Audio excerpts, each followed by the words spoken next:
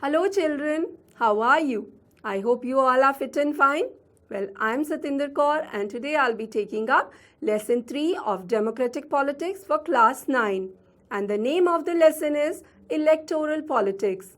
Children, by now you all know that democracy is the government by the people. But is it possible for the people to govern directly?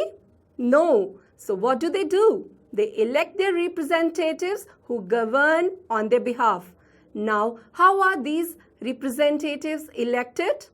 In this lesson, we shall learn about the entire process of elections step by step. We shall also talk about why elections are necessary and how they are useful in a democracy. So let's begin by reading out this news report. The time is after midnight. An expectant crowd sitting for the past 5 hours in a chalk of the town is waiting for its leader to come. The organizers assure and reassure the crowd that he would be here any moment. The crowd stands up whenever a passing vehicle comes that way. It arouses hope that he has come. The leader is Mr. Devi Lal, Chief Minister of the Haryana Sangharsh Samiti, who was to address a meeting in Karnal on Thursday night. The 76-year-old leader is a very busy man these days. His day starts at 8 a.m. and ends after 11 p.m. He had already addressed 9 election meetings since morning, been constantly addressing public meetings for the past 23 months and preparing for this election. So children, this newspaper report is about assembly elections in Haryana in 1987. The state had been ruled by Congress party-led government since 1982. Chaudhry Devi Lal, an opposition leader at that time, led a movement called Nyay Yudh and formed a new party called Lok Dal. His party joined the other opposition parties to form a front against the Congress in the coming elections. In the election campaign, Devi Lal said that if his party won the elections, his government would waive loans of farmers and small businessmen. Now, people were unhappy with the existing government. They were also attracted by Devi Lal's promises. Now, when the elections were held, they voted in favor of Lok Dal and its allies. Lok Dal and its partners won 76 seats out of total 90 seats. Lok Dal alone won 60 seats and had a clear majority in the assembly. Now, after the declaration of results, the sitting chief minister resigned and the newly elected members of the Legislative Assembly chose Devi Lal as their leader. As soon as Devi Lal became the chief minister, his government issued an order waiving the outstanding loans of farmers, agricultural laborers and small businessmen. His party ruled the state for the next 4 years. But when elections were held in 1991 again, his party failed to win the popular support. This time, the Congress won the elections and formed the government. Now, what do we conclude from this news story? First, that the party that wins elections forms the government, and second, if the people are unhappy with the ruling party, they can vote against it in the next elections. Children, elections take place regularly in any democracy. There are more than 100 countries in the world in which elections take place to choose people's representatives.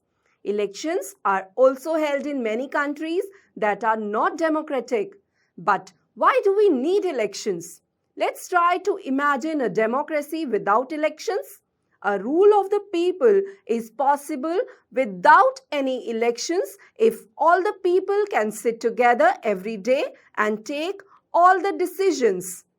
This is not possible in any large community, nor is it possible for everyone to have the time and knowledge to take decisions on all matters. Therefore, in most democracies, people rule through their representatives. Now, is there a democratic way of selecting representatives without elections?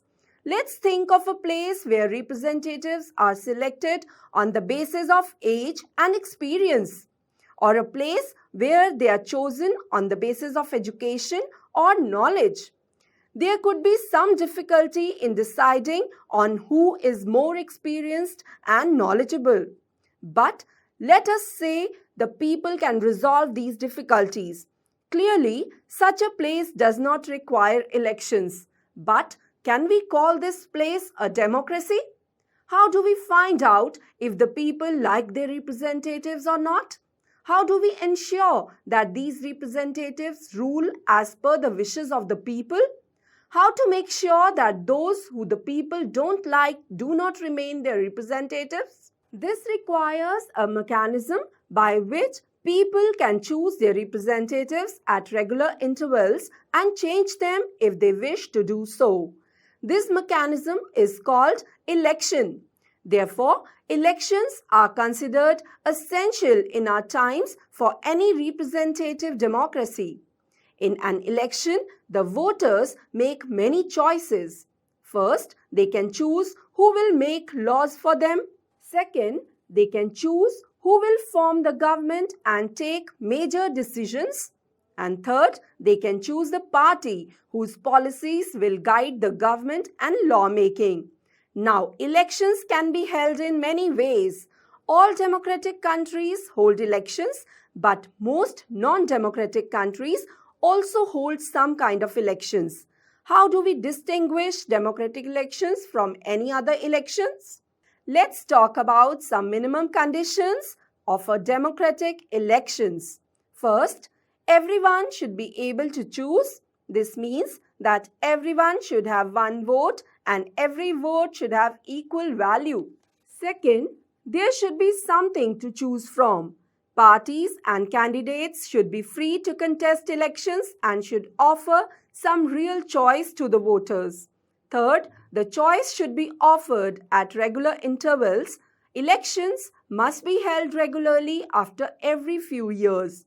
Fourth, the candidate preferred by the people should get elected.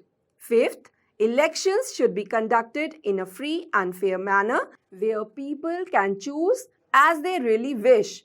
These might look like very simple and easy conditions, but there are many countries where these conditions are not fulfilled.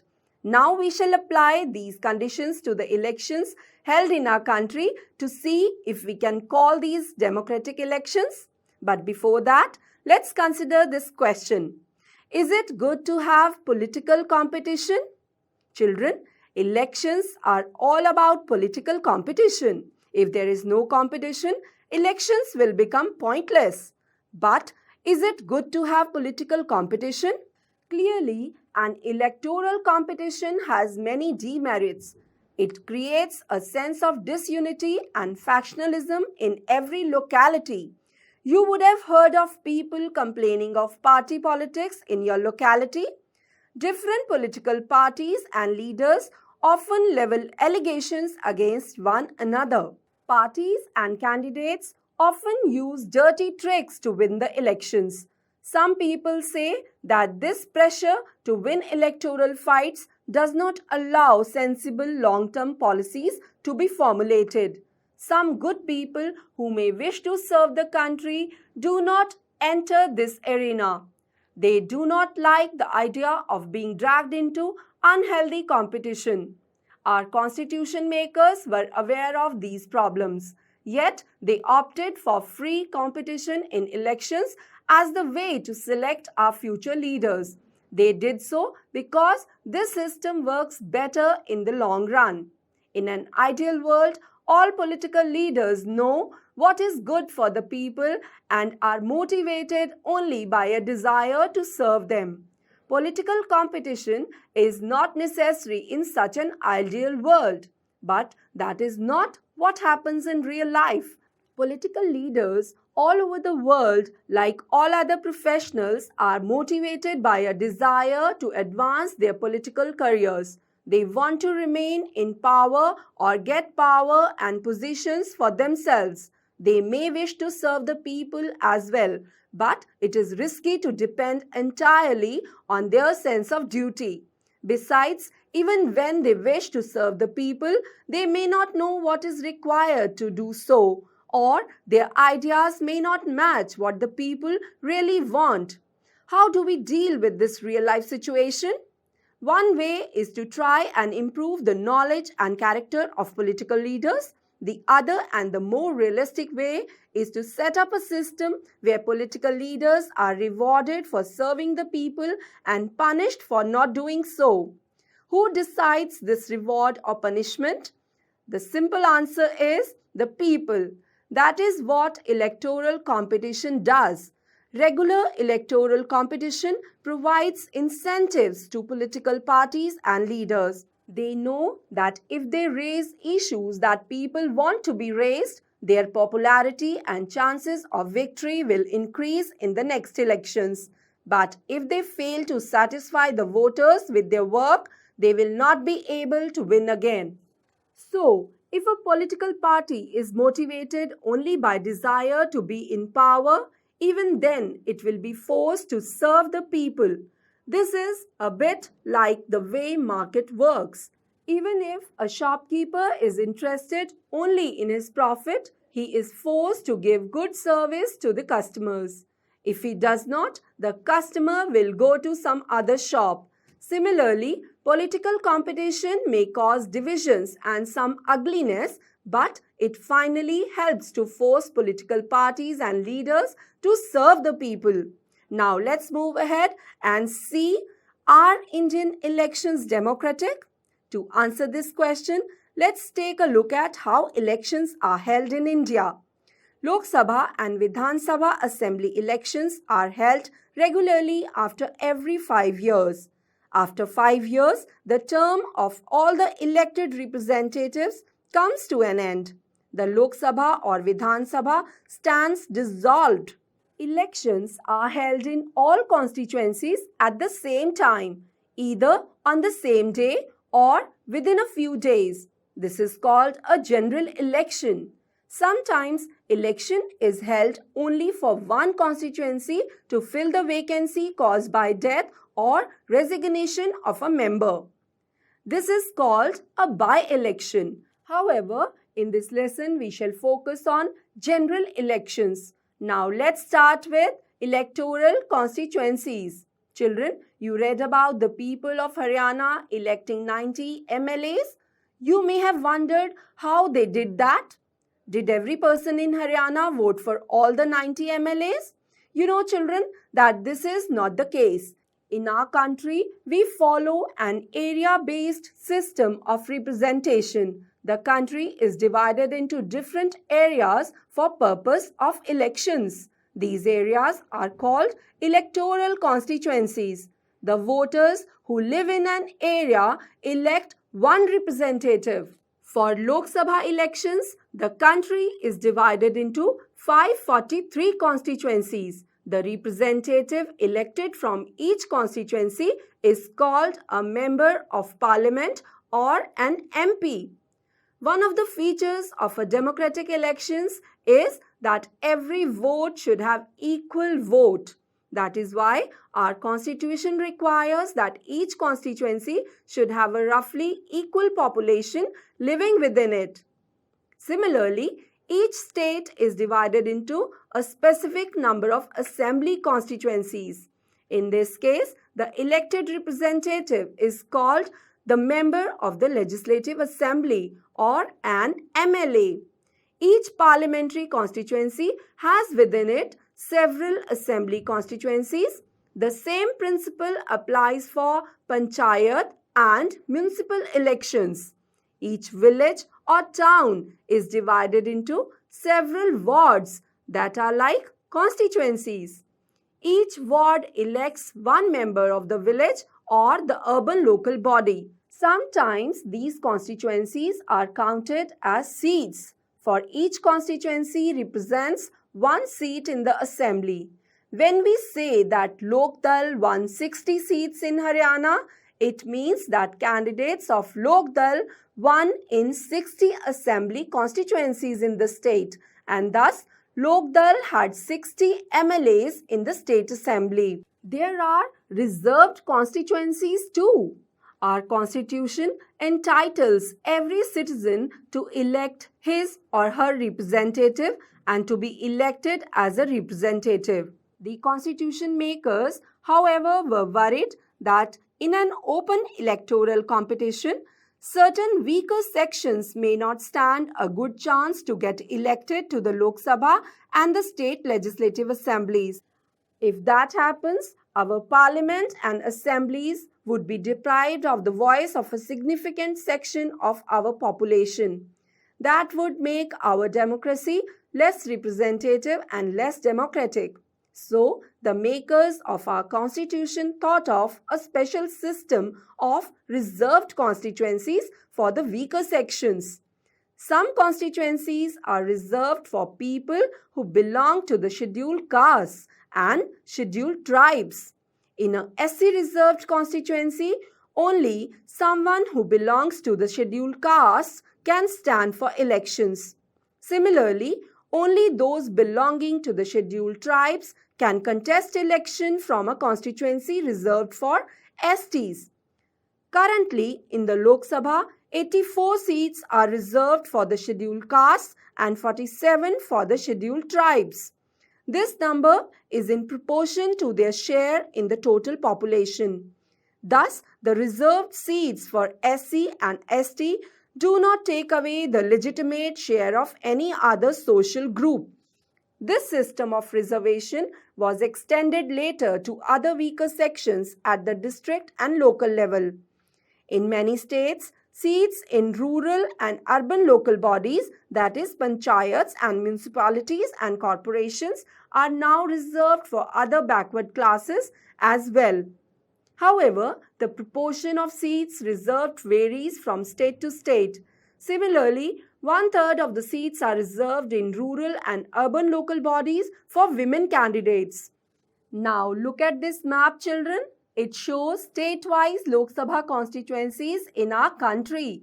There are total 543 constituencies, out of which 412 are general constituencies. They are shown in white color. 84 are reserved for scheduled castes.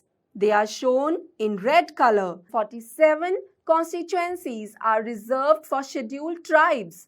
These are shown in green color. Now look at the information given with the map and answer these questions. The first question is, which states have more than 30 Lok Sabha constituencies? Children, you can see that Bihar, Maharashtra, Tamil Nadu, Uttar Pradesh and West Bengal have more than 30 Lok Sabha constituencies. The next question is, why do some states have a large number of constituencies? And the answer is, the states that have large population have a large number of constituencies because the constituencies are demarcated on the basis of population. Now the next question, why are some constituencies small in area while others are very big? Now the reason for this is the density of population is more in such areas. Similarly, some constituencies are big because density of population is less there. Now let's take up the last question. Are the constituencies reserved for the SCs and STs evenly spread all over the entire country, or are there more in some areas? So children, if you look carefully, you will find that the constituencies for the SCs and STs are not evenly spread over the entire country. ST constituencies are more in number in states like Bihar, Odisha, Jharkhand, Madhya Pradesh and Maharashtra. Now let's move ahead and talk about the voters list. Once the constituencies are decided, the next step is to decide who can vote and who cannot. This decision cannot be left to anyone till the last day. In a democratic election, The list of those who are eligible to vote is prepared much before the elections and given to everyone. This list is officially called the electoral roll and is commonly known as the voters list. This is an important step, for it is linked to the first condition of a democratic election, that is, everyone should get an equal opportunity to choose representatives. Earlier, we talked about the principle of universal adult franchise. In practice, it means that everyone should have one vote and each vote should have one equal value. No one should be denied the right to vote without a good reason. Different citizens differ from one another in many ways. Some are rich, some are poor, some are highly educated, some are not so educated or not educated at all. Some are kind, others are not so kind, but all of them are human beings with their own needs and views. That is why all of them deserve to have an equal say in decisions that affect them. In our country, all the citizens aged 18 years and above can vote in an election. Every citizen has the right to vote regardless of his or her caste, religion, or gender. Some criminals and persons with unsound mind can be denied the right to vote, but only in rare situations. It is the responsibility of the government to get the names of all eligible voters put on the voters list. As new persons attain voting age, names are added to the voters list.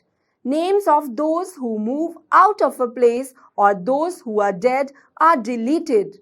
A complete revision of the list takes place every 5 years. This is done to ensure that it remains up to date. In the last few years, a new system of election photo identity card, that is EPIC, has been introduced. The government has tried to give this card to every person on the voters list. The voters are required to carry this card when they go out to vote, so that no one can vote for someone else. But the card is not yet compulsory for voting. For voting, the voters can show many other proofs of identity like the ration card or the driving license. Children, we noted above that in a democratic election, people should have a real choice. This happens only when there are almost no restrictions on anyone to contest an election. This is what our system provides. Anyone who can be a voter can also be a candidate in the elections. The only difference is that in order to be a candidate, the minimum age is 25 years, while it is only 18 years for being a voter. There are some other restrictions on criminals, etc. But these apply in very extreme cases.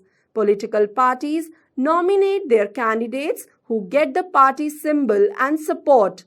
Party's nomination is often called party ticket. Every person who wishes to contest an election has to fill a nomination form and give some money as security deposit. Recently, a new system of declaration has been introduced on direction from the Supreme Court. Every candidate has to make a legal declaration giving full details of serious criminal cases pending against the candidate, details of the assets and liabilities of the candidate and his or her family, and educational qualifications of the candidate. This information has to be made public. This provides an opportunity to the voters to make their decision on the basis of the information provided by the candidates. Now the question is, why is there no educational qualification for holding such an important position when some kind of educational qualification is needed for any other job in the country? The arguments in favor of this are, if, for example, a graduate degree like BA, BCom or BSc was made compulsory for candidates, more than 90% of the citizens will become ineligible to contest elections. So children, that was all about today's session. Now let's move ahead and take up a few questions. Here we have some questions with options and you have to choose the correct option. Are you ready? The first question is, what is the total number of Lok Sabha constituencies in our country? And the options are 500, 543, 550 or 552. And the correct option is, yes, 543. The second question is, the minimum age required for being a voter is, and the options are 25 years, 21 years, 18 years or 15 years. And the correct option is 18 years. Let's move ahead and take up the next question. How many seats are reserved in the Lok Sabha for the scheduled caste? And the options are 47, 60, 84 or 100. And the correct option is, yes, 84. Now the next question. Which of these is not a feature of Indian democracy? And the options are, India has the largest number of voters in the world. India's election commission is very powerful. In India, everyone above the age of 18 years has a right to vote. Or in India, the losing parties refuse to accept the electoral verdict. And the correct option is, in India, the losing parties refuse to accept the electoral verdict. Now the next question. What is a constituency? And the options are, place where the copy of constitution is kept, a particular area from where voters elect representatives to the Lok Sabha or Vidhan Sabha, a body of voters, or none of the above. And the correct option is, yes, a particular area from where voters elect a representative to the Lok Sabha or Vidhan Sabha. Now the last question. Which body conducts the elections in India? And the options are Supreme Court, Parliament, Cabinet or Election Commission. And the answer is Election Commission. Very good. So children, with this we come to the end of today's video. I'm sure you liked it and got to know a great deal about different stages of elections, from the drawing of boundaries of different constituencies to the filing of nominations. You also learnt about why elections are necessary and what makes elections in India democratic. That's all for today. I'll be back with the second part of the lesson soon. Till then, stay healthy, stay happy.